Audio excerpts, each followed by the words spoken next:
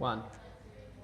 Hey Joe, so I'm here with Joe Rowley, one of our expert physios, and Tony. This is one of our star clients. So we're just going to discuss the ins and outs of warming up prior to training or competition. So Joe, can you, I guess, start by giving us your definition of a warm up? Yes, certainly. I would define a warm up as a structured period of movements performed to progressively prepare an athlete both physically and mentally for the demands of upcoming activity. Easy. So why should we warm up? Well, there's two major proposed benefits. The first, to optimise performance, and the second, to decrease the risk of injury. And in order to do this, we need to increase the body temperature slightly.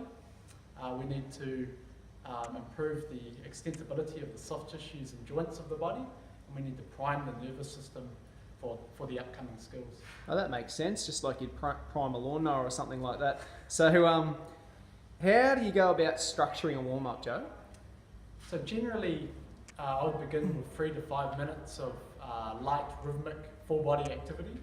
And as you've noticed, we've got Tony Bloom, who's part of the furniture here at PhysioLogic, warming up in the background. And Tony's a keen tennis athlete, and he's utilising multi-directional lunging, reaching and jumping patterns to prepare himself for the demands of tennis.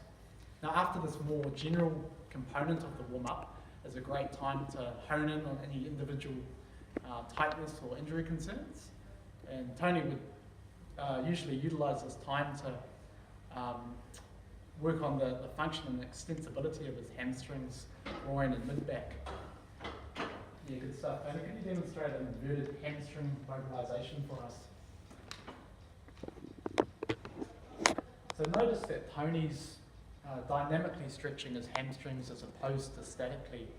So in the context of a warm-up, and with a few exceptions, static stretching prior to activity is either a waste of time or may even be detrimental. Mm-hmm. Now, towards the end of the warm-up, it's important, as we mentioned before, to prime the nervous system for specifically in regards to the speed, load and coordination requirements of the upcoming skills. Tony, could you demonstrate a 2-inch run in place for us? So this is a challenging drill that Tony's just learned, and essentially what Tony's doing here is he's working on his foot speed while simultaneously learning to differentiate upper and lower body movements, which are important attributes for a tennis player.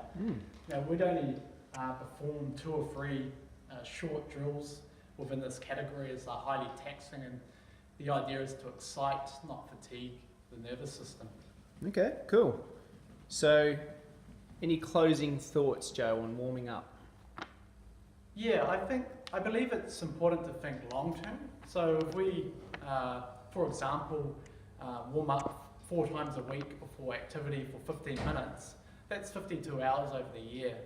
So to me, it's an absolute given that we'd use this time not only to warm up the body, but also to develop and foster good quality movement patterns.